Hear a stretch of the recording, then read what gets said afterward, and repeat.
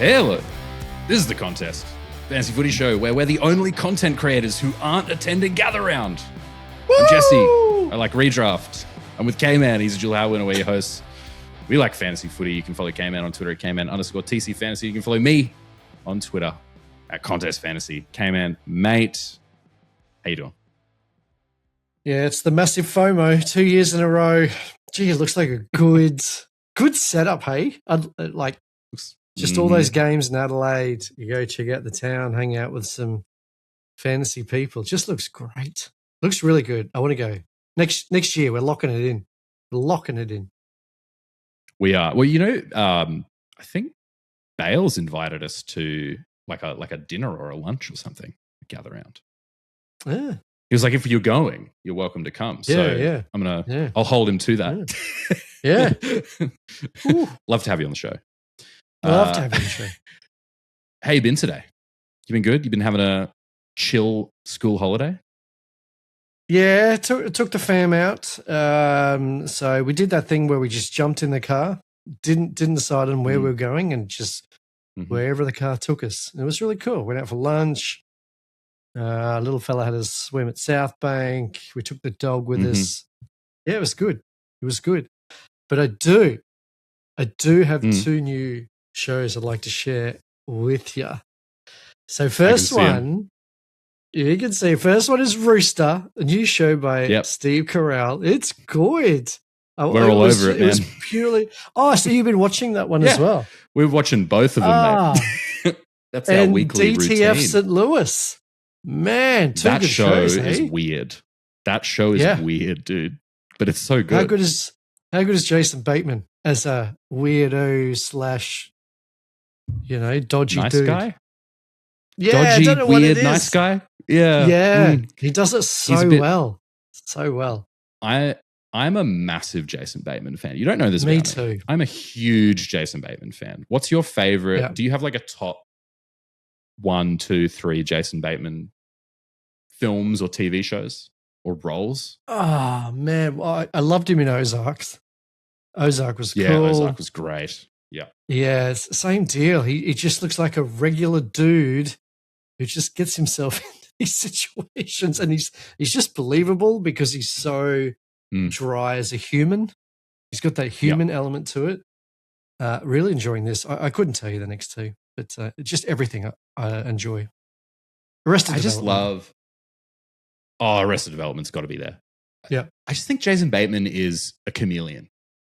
Like you just say, he just kind of comes across as a regular dude, and he can do funny, he can do the comedy, and then he can turn around and he can do creepy.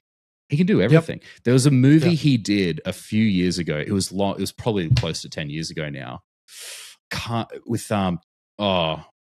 Is it Joel Edgerton, the actor, the Australian actor? And it was this sort of, I can't remember the name of it. It was this psychological thriller.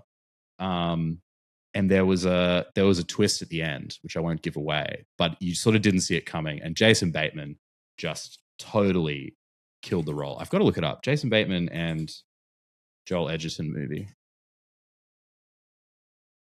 Oh, The Gift. It was The Gift. The Gift. If you like creepy Jason Bateman films, check out The Gift. I have a story to share. Yeah. Any Bateman. I have a story to share. This is an embarrassing one. Cool. So, historically, I'm a bit of a gym rat.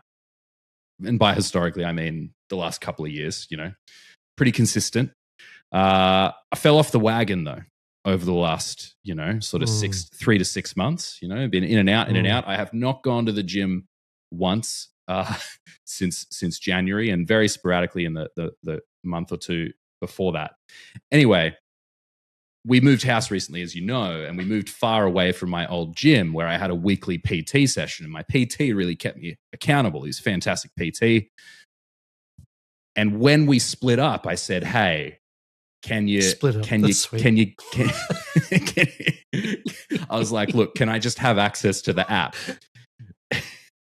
Well, you become very close with your personal trainer. You share things with each other. You spend a lot of moments staring into each other's eyes while you're in questionable positions.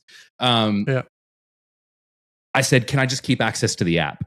And he's like, "Sure." I'll give you the app access so I can track my progress. Anyway, so I've been to the gym this week twice now for the first time in months. And after my second session today, I get a text from my personal trainer who I haven't seen in months going, "Good to see you knocking out a couple sessions there, buddy." So he gets the updates as well. Dude. He gets the notifications, I guess, whenever any of his clients log a training sesh. Yeah. So I texted him back that he was a creep and felt shame, pure shame. So there we go. Yeah. He was watching me. Split up, and he's still giving you the guilts. Well played. Split up, but he's still giving me the guilt. That's right.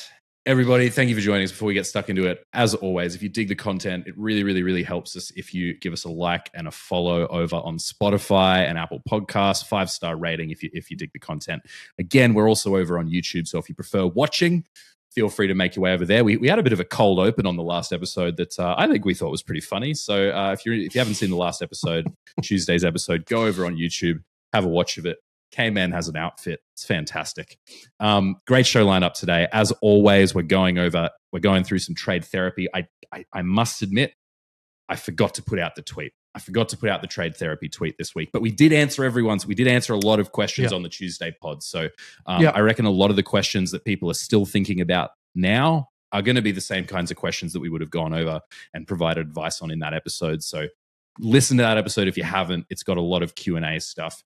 Today, we're going to go over trade therapy of our own, but we're also going to be talking about our start to the season and how that's gone. But before we do that, as always, the people's favorite, 50-point Impellis. Yes.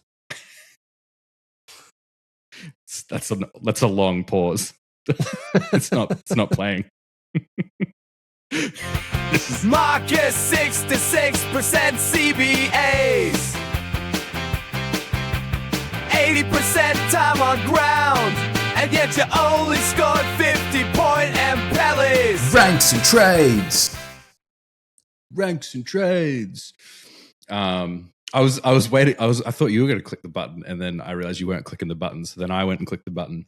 Then I didn't click play on the button, so I had to click the button twice. It was a whole thing. So sorry about that. Anyway, take it away, mate. Ranks and trades from last week. How'd you go? Where are you standing at the moment? Okay, so go trades. I had the decam to deal with. So it was a decam to Grundy. It was the first locked-in trade for that week, and then it was a track to Cozzy. Tractor Cosing, it didn't leave me much coin. So I think it was 60 seconds before ball up. I see Shy Bolton going to the center square.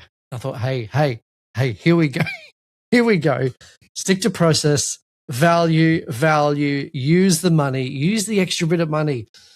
So I traded to Bolton for the value play, some cash left over for the next 2 weeks. And then the McAndrew charade happened. 114. I thought, it's sitting as my emergency. Why pay up for Grundy now? Now I can use that money.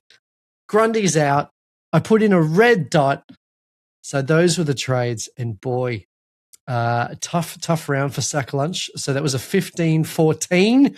And the overall rank is at 32,373 without a NACOS or a NACOS laid out, as we've talked about. The English captain.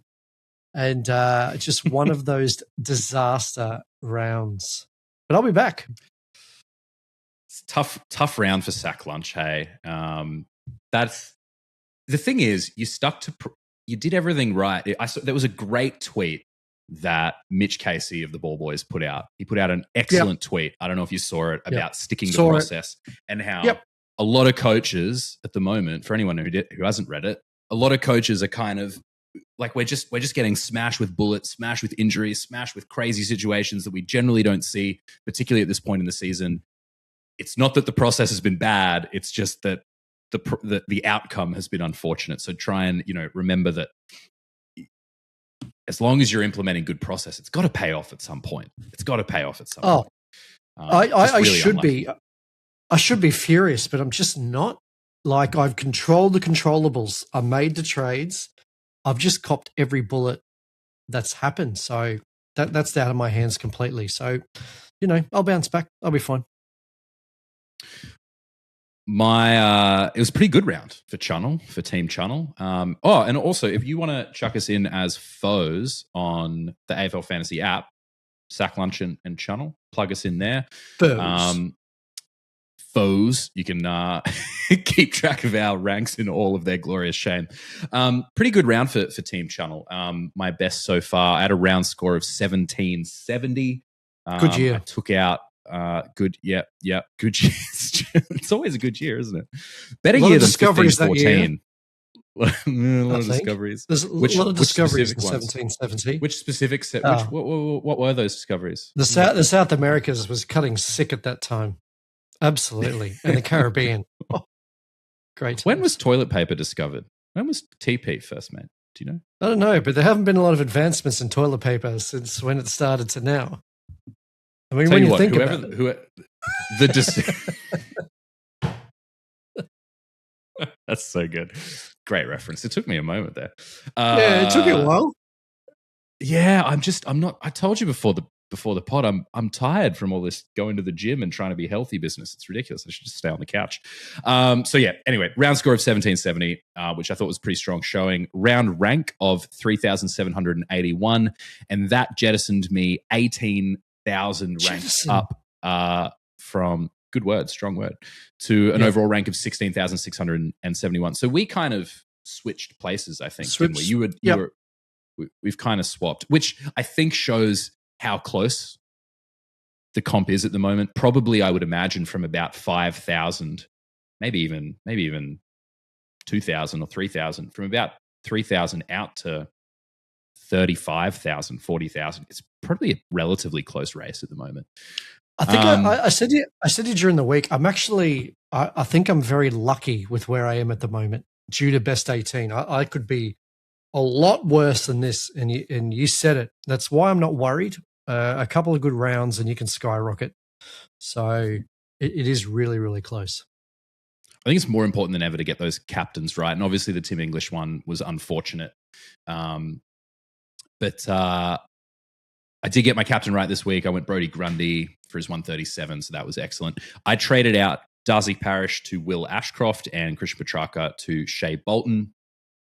Will Ashcroft obviously was awesome. I'm kicking myself over Bolton because I was telling you all week that I just wasn't on board with it. But I kind of forced myself to buy into the role. And you said on the last pod, it wasn't necessarily that the role was not there or that it was just one of those games. He got burned a few times. Things didn't work his way. I think what makes it harder for me to accept is that from the night we went to the footy until about an hour before the Freo game, I had Connor McDonald sitting in that spot. And then I switched it out for Shea Bolton because I went, you know what? The role is clearer. And I think I also listened to another pod. I think it might have been Geordie DeSena on Pod, I think, who was talking about how that role, maybe even after Hayden Young gets back, that role could stick. Not that it won't. And CMAC came out with a 106. So that one hurt. But again, process was good, I think. Maybe Shea Bolton will come back with a 90 to 100 this week and things will smooth out and be okay. So we're sitting pretty over at Team Channel at the moment and just got to make sure that we continue to get these trades right. Yeah, it's a big talking point because you've just mentioned it and I've just mentioned it as we head into another segment where something's changed this year where we probably haven't stuck to what we've been preaching during preseason for the past 2 years, which is trusting your initial decision and stop looking for reasons why it could go wrong. Actually stick to what you're supposed to succeed out of that trade decision. So I'm glad we've come out of the early phase of the comp and it's the end of best 18. And I really wanted to touch on this part as a bit of a review. And I know yourself and me are really big on trusting your own decisions. So a bit of a newish segment called Trust Your Gut or Drop Your Guts for this review. And just to preface, I mean, I've had 2 successful seasons by trusting my own process. It's my team. I have fun with it.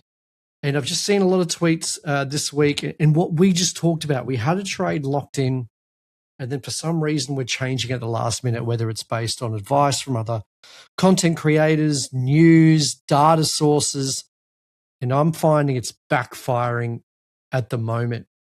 And I've really shifted from my philosophy of the last couple of years of trusting my own decisions. We talked about the injuries. I can't do anything about the injuries, but my team is not where it is by basically me dropping my guts. And I guess the thing here is that we're not saying that if we had trusted our guts, everything would have, from day one, everything would always turn out okay. That's not the case at all. And we're going to go over some things and give you some examples of, there are definitely times where we trusted our gut with Lockie McAndrew, and that didn't turn out super well for us. So it's not that if you trust your gut, it's always going to go well. But I think it's that if you trust your gut and things go poorly, it's easier to live with that, because you go, I stuck to my process. I stuck to my way of doing things. I did my research. It didn't work out this time, but at least I know why I did it. Whereas when you kind of move away from that and drop your guts, that's when it really stings, when things just don't quite work out the way you planned, because you didn't do the plan. And so that makes it really painful. So we're just going to take it in turns here. Do you want to kick us off? What's your first example of dropping your guts this season? Yeah, so over the first 5 rounds, I've just jotted a few where I dropped my guts. The first one, I just talked about it. Cozzy was locked away all week. Top 6 forward. The role was there mid-time. Just at the last minute, I felt like because all this commentary about is you still got to play the value game. You've got to play the value game. And Cozzy was up around 900K. And I thought, no. Came in, go back, pick Shai Bolton. It's the same role. Use the extra money. He's unders. Even though I knew in the back of my head it was a terrible play, that was the time I really dropped my guts. And I should have stuck to my gut, which was a Cozzy Pickett. Yeah, I guess similar one for me, and I kind of mentioned it, the trade-in of Shai Bolton, although I think we were talking all week, and I felt like you were pretty keen on Shai Bolton. So that must be a representation of how much you were taking in, like how many voices you were taking in and thinking about. Because I just, when I think about Shai Bolton, I just can't get he's an awesome footy player. Like, don't get me wrong. Like, when he's got the ball in hand, he can do some electric stuff. But from a fantasy perspective, last year, I remember the community was kind of really buzzing about the possibility of Shai Bolton going to Freo and being a mainstay in the midfield. And I was sort of like, I just don't think that's where they need him, at least not then.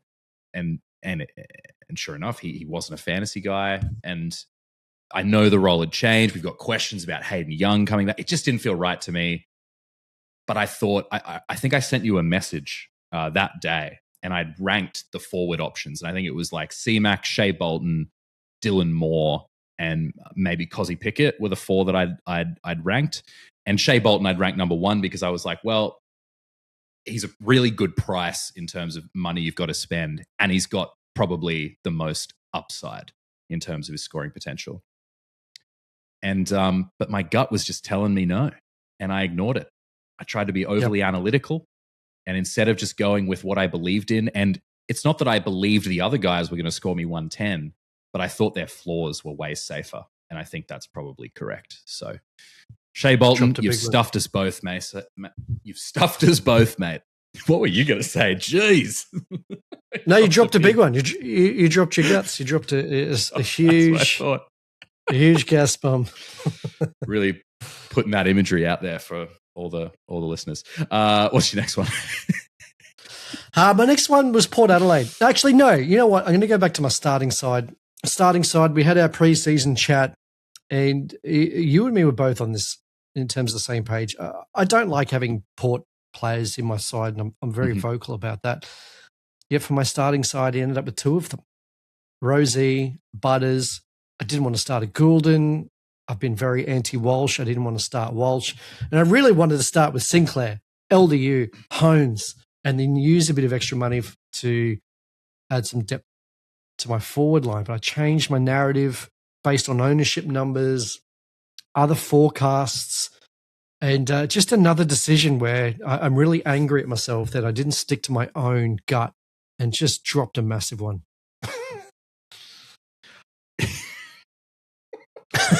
Sorry. The whole house felt it. Got to be mature. Got to be mature. Yep. Oh, whoever felt it, That's felt right. it. I'll bring it down a notch.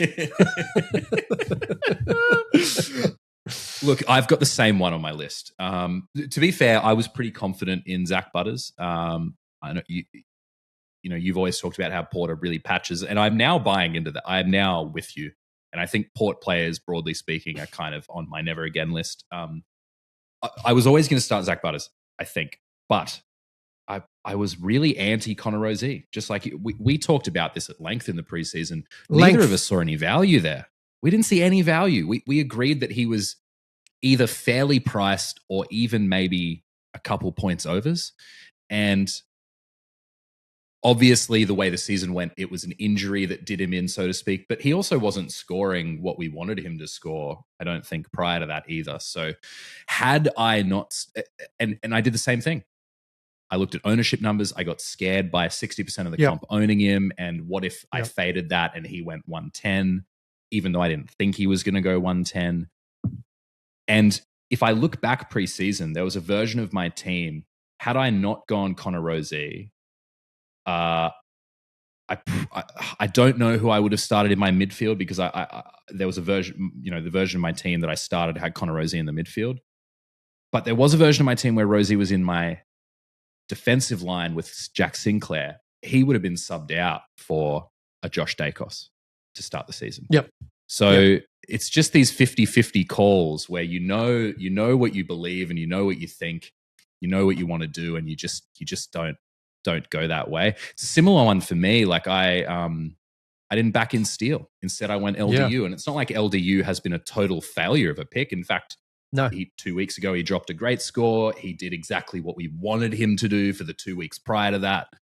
He's been fine. But Jack Steele has been the knockout pick that I thought he was going to be. And for some reason, I faded him to make space for an LDU. And in hindsight, I'm not quite sure why I did that. Yep. Just another example. I guess I had another one this week. Had the C on a Steele. I sent you a message. Steele, here we go. What do you think about Gold Coast? He rolled some stats. I still disagreed with the stats. I said, look, he's a tackle beast. I don't think other sides are going to be comparable. And then shifted to an English because I thought the Steele captain was too unique. And what if he dropped an 80? And again, I looked at what was wrong with that pick rather than why I think it's going to be successful. And sure enough, it's costed me significant. Sorry, I was just pointing like, yes, that what you just said then was a really interesting way to frame that. You were looking at what was wrong with it rather than why you thought it was a good selection. I love that. Yeah. You should be a philosophy teacher. That's great philosophy. Well, the title of that book would be Drop My Guts. I can't wait to tell our head of philosophy at school that. I think people might. So, Drop My Guts, question mark? The life and afterlife of K-Man after he dropped his guts. Look, and you actually made a good point about Steele in our messaging this week. When I think I went back and I looked at because who did he have? He had Gold Coast, and I looked at how midfielders gone against Gold Coast, and on the surface of things, they'd done fine, but not outstanding. Like they'd all been sort of 90 to 105 kind of thing, or maybe a couple below that. But you were like, no, but it's about the tackles. And you were like, look at the guys who tackle and look at how their scores have been propped up. So like a James Warple, I think, was a good example of, okay, he'd only gotten to 92, but he's a guy, he's not, he's no Jack Steele. He's none of these guys, but he'd gotten there on the back of like 11 tackles. So then sub in Jack Steele for that. What could he do? You sent me point. 3 groups of midfield scores, and the top scorer in each one of those teams were the tough in and under tackler, defensive. And I thought, well, that's perfect. And sure enough, I mean, it wasn't a 130, which I was hoping, but it was about sort of that 115 area. And then we talked about the impact that's probably having on Max Gawn as well. Yeah. In fact, do you want to talk? I know it's kind of off script. Because you made a really good point about that. I'd love for you to share that. So we nerd out every minute of the day, and we're talking about why is Max Gawn's numbers so good when supposedly all these stoppage numbers are down. And I think Jack Steele has a lot to do with it. His defensive mindset at stoppage. We saw the other day, as soon as the opposition midfielder had it, he was on. And his tackle numbers, his 8 to 12 tackles, the extra stoppages that Max Gawn is now receiving compared to, say, some of these other rucks. So I think the introduction of Jack Steele into that midfield has added that element to Max Gawn's numbers. Really interesting. And it makes a lot of sense, especially for a guy who's, what is he, 34, 35 years old. He probably really needs that defensive guy in there to help him along. Great points. Another area where I drop my guts. Look, a lot of mine are just on those 50-50s, I started Archie. There was another version of my team that did include Rosie in the midfield, but it was Jacos and Sinclair in the back line instead of Roberts and Sinclair. And I know Roberts has been okay. He had a great week last week, but I think starting Jacos would have been the better call in the end. Another one was I had Fonte in my back line, and then at the 11th hour, I switched him to Caleb Windsor. So it was just these 50-50 calls where, if I look back at my original team, if I look back at my team, maybe 2 days before the season started, it was like Steele over LDU. It was Fonte over Windsor. It was L-Jax over Darcy Cameron. It was Jacos over Archie Roberts. It was just a lot of guys that I've had to trade or had to deal with that I wouldn't have had to deal with. And that probably would have elevated me or pushed me ahead in a way that I haven't had the opportunity to be so far. Yeah, and it's that overthinking, isn't it? The dropping of the guts is now the overthinking of the trades and looking and dissecting to what's wrong. Maybe this could have a negative impact. Maybe this will affect the scoring. But ultimately, I want to go back to the philosophy of what trade is going to be successful, why am I backing it, and then back it ultimately. Yep. So I guess I'm going to go back to trusting that gut, but also having fun. Like fantasy is meant to be fun. It's a fun game. I think I'm treating it too seriously at the moment. And I guess for those listeners, I'm encouraging that ultimately this is your team. The trades are yours. The advice is great, especially if you get insights from people who invest a lot of time into content creation. And there's such amazing content out there. But ultimately, those decisions are yours and you should back them in. And I'm going to start doing that, I think. Love it. And I often use the fun element as a bit of a tiebreaker in my trades. I've talked about this before. We both have talked about this before. Yeah. If you're ever stuck on a trade and you're just like, do I bring in this guy or do I bring in this one? I don't know. There's reasons for this, but there's reasons for this. There's pros and cons for both. So I literally did it last week. Last week, I could have brought in Will Ashcroft or I could have brought in Colby McKercher. And I was like, you know what? Who am I going to have the most fun watching? Who excites me to watch play? And whilst Colby McKercher is a very exciting young man, he's not a Brisbane Lion. He certainly hasn't got the elite level talent, I don't think, of a Will Ashcroft. There's something about Will Ashcroft's game at the moment that's just firing. I just thought, you know what? I'm going to have a lot of fun cheering on Will Ashcroft in my fantasy team. I'm not going to say that that's going to work out every time, but it certainly made my week a lot more fun and a lot more enjoyable. Yeah. No. Should we move on to a little bit of the trade therapy? A little bit of something. Let's do it.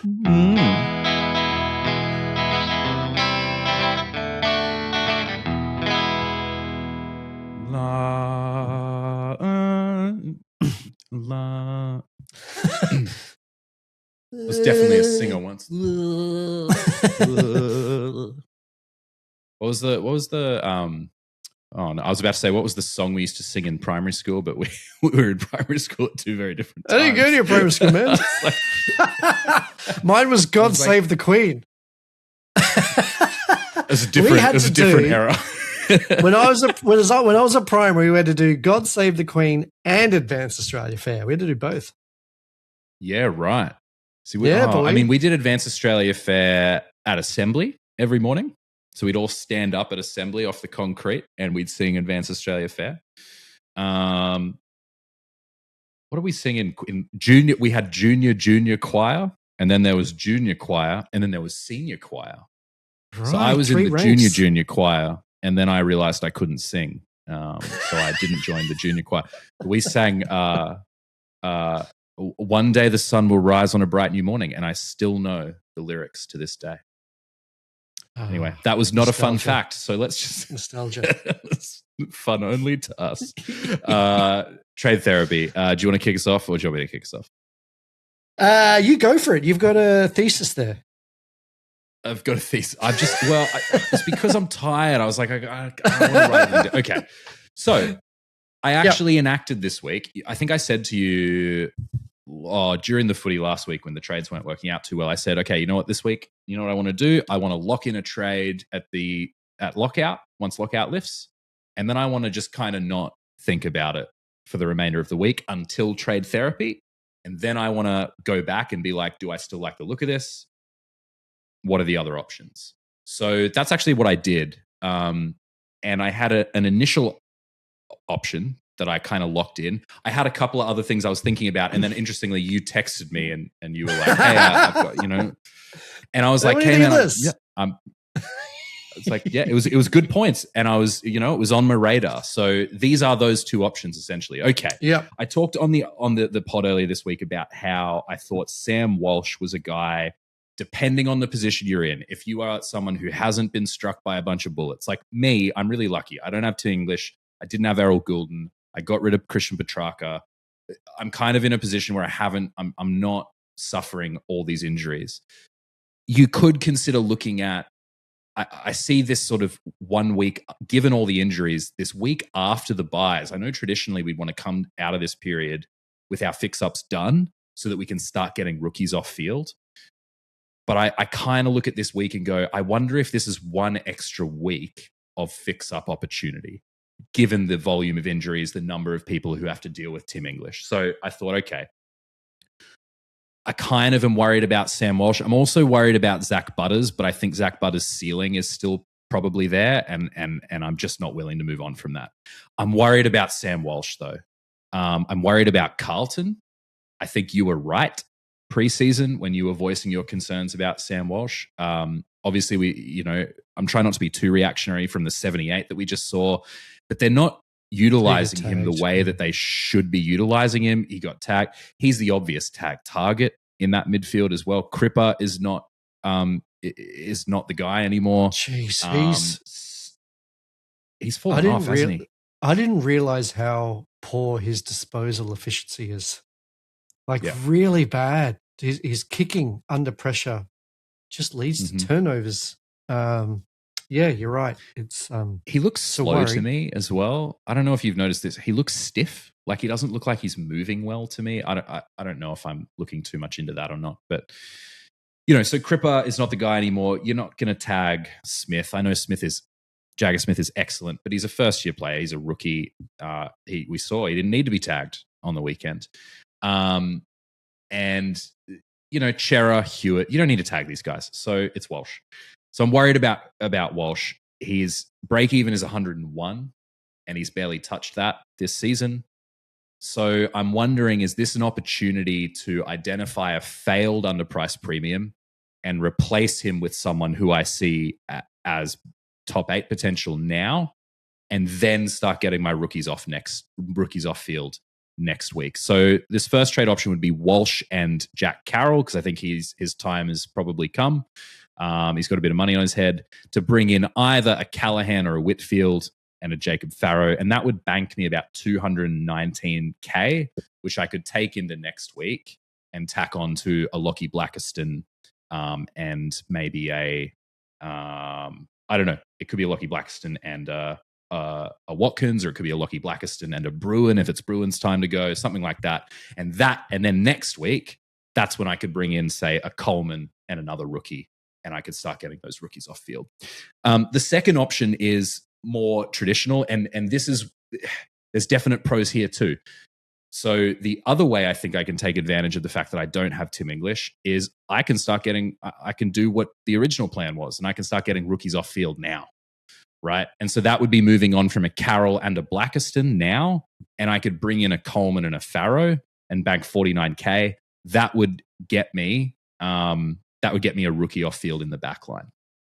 But it would also allow me to put the best rookies that I've got in the midfield, and maximize the talent that I've got on field. My concern with this one is the 49K in the bank. I'm worried that this hamstrings me next week, and I haven't identified a clear trade. Because I think if I'm doing this, then probably I'm keeping Sam Walsh unless he puts an absolute stinker up next week, because otherwise that sort of defeats the purpose. So I'm left going, I don't know where I find the money to get in a true primo next week, an underpriced primo next week that I think can keep up with the competition, with the top end of the competition. So those are my options. Yeah, this is the interesting thing about your situation is a lot of the comp have this money just sitting there, this chest sitting there ready to go for 2 upgrades. I got nothing. Whereas you've missed all these bullets and you've made your team so much better than everyone else's. I mean, you've just gone from 30K up to what, 12,000? 16,000. So you're effectively 2 trades ahead of the comp. Number 2 for me says you're ready to now start upgrading your team and make it even better. So as a traditionalist, I love option 2. Completely get why you want to do option 1. I mean, option 2 is very unsexy, but effectively it's 1 rookie less than everyone else. It's you're 1 step ahead because everyone's now fixing up. You're probably now 3 steps ahead of everyone to get to these completed teams with underpriced premiums heading into mid-season buys. I've always been of the mindset that sideways trading doesn't actually get you ahead. Yep, it's going to get you these points, and we might see that influx, but ultimately you still have the same deficiencies as a lot of the side, rather than taking advantage of getting one of these rookies or mid-prices off the field. Callahan concerns me a little. I like your Whitfield. Sorry, what were you going to say? Sorry, I just had a brainwave. No. I just had a brain. You keep going. I just had another thought of something I could do that you might like. Sorry, go on. Oh! You know I love the chat. I really like option 2. I think there's some rookies coming through, like not to the same quality that we've had before. You've got Murdoch sitting on your bench. So 1 week and he comes back in. We've got that cash generation kick-started. You've got a week to see what the Collingwood rookie comes out with. Apparently he's an absolute gun, 22-year-old mature age rook into the Collingwood midfield.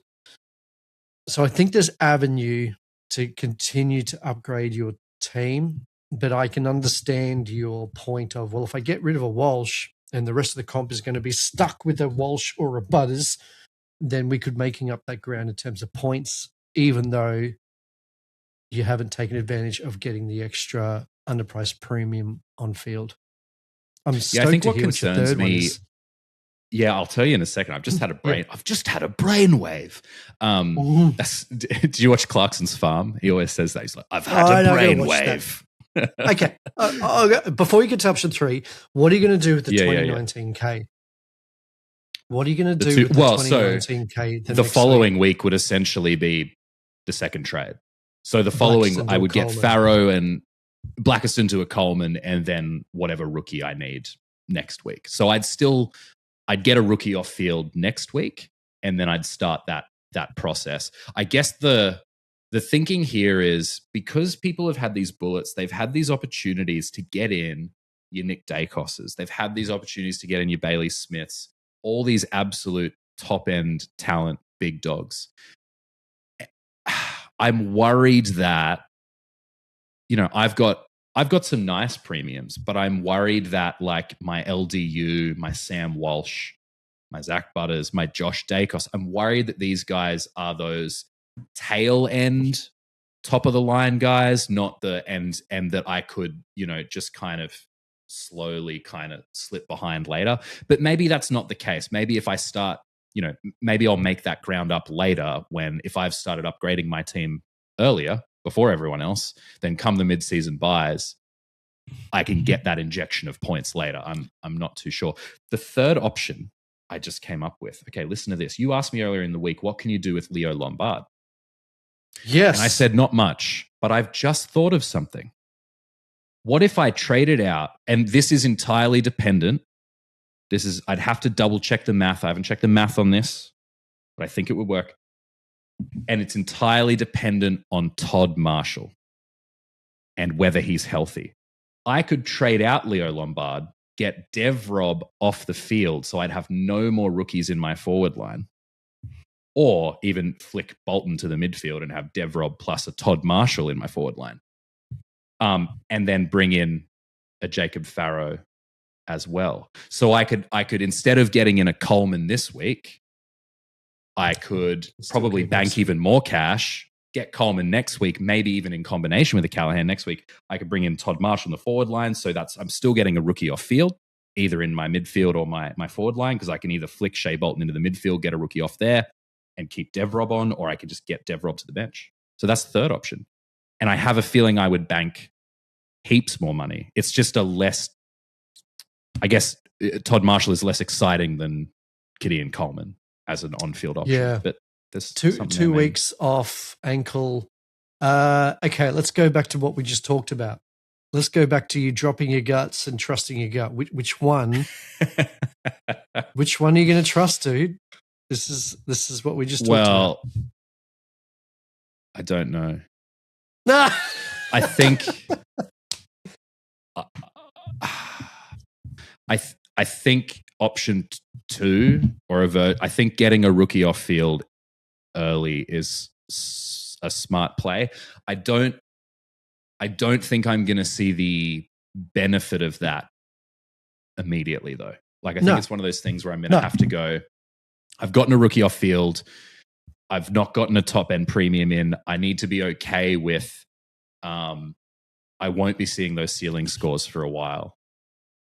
I do like this option I've just come up with, though, because I believe if I bring in, say, a Todd Marshall and a Farrow, I will bank a bunch of cash, and then I could probably bring in, I might be able to get another rookie off field next week, even if I don't bring in like a Callahan. I don't know. See, Todd Marshall's going to go that way, and Lombard's going to go that way over the next couple of weeks. Yeah. So, and Lombard's not got a lot of money on his head. The concern with Lombard is that he'll turn into Finn O'Sullivan of last year. Yeah. Or Isaac Kako of last year. And he'll just stay there because he's not got enough to give you anyone good or go down to. Anyway, so look, it'll probably be option 2 or 3, but see how I go. What about you? Pretty easy for me this week. I got to deal with English. So it's English and Blackiston to Gorn. I'm not stuffing around, man. And Farrow, and that leaves me 800K to upgrade 2 rookies next week, pending bullets, which have happened since opening round. But I am going to lock in Parish and Blackiston to Farrow and Gorn. And with Timmy English sitting in my utility, that banks me 1.5 mil for next week, where I can upgrade a rookie and then bring in whoever I want. Pending bullets, obviously. Pending bullets. Parish and Blackiston have to go. And they're gone. Can you hold Blackiston another week? I think Parish has to go, but can you hold Blackiston another week if you had to? I just don't want to. This is my gut feel. For your own mental health. Yeah. Yeah. Can I say something that you won't like? Yeah, go for it. We've been thinking. We were talking about this whole Gorn v Grundy thing in the Tuesday episode. Yeah, and we were both pretty open to both options. Yep. I think I've firmed on Grundy as the week's gone on. Yep. I think I look at it's so much money more to pay for a Max Gawn. You made a good point about what's the easiest path to getting both of them, and maybe getting Gawn in first from an English is an easier path than getting him from a McAndrew later.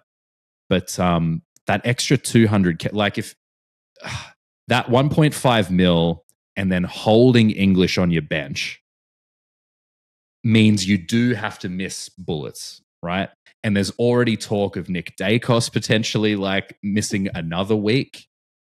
So my question is that 800K with option one, you've got English and Blackiston to Gawn and Farrow with 800K in the bank.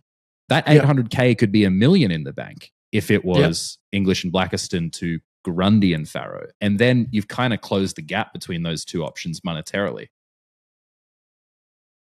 What are your thoughts there? Toyed with it. The 200K is massive. It's absolutely massive. What's he got? Wits this week, and then 2 good matchups, and then he heads into a Max Gawn. I'm projecting a Gawn to be a 115 guy, maybe a Grundy 105 guy. I don't want 1.7 mil sitting on my bank accounts. I don't want that. For me, that's way too much money sitting there. That 1.5 is too much as it is. I just want to see the rid of Parrish and Blackiston. I just want to get rid of it.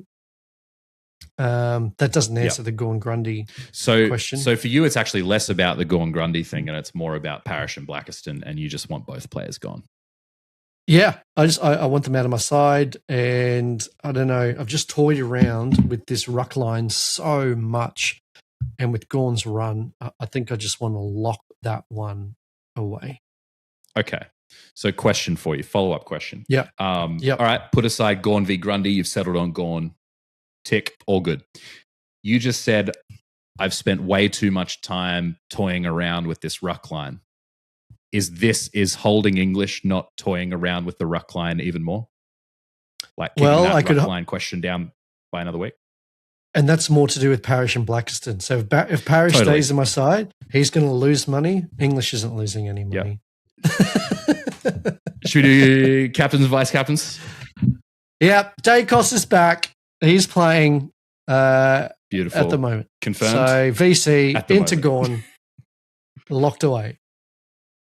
I'm actually struggling with my VC into C this week. It's hard this week. I'm looking at my team.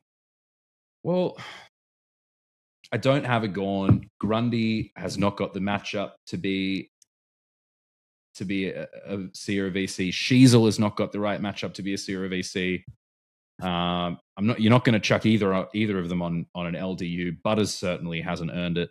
So I think what I'm going to do is go VC wash Will Ashcroft against North Melbourne with no Hugh McCluggage. And there's no Finn O'Sullivan. There's no Foss. So I don't see a tagger who can stick with Will Ashcroft.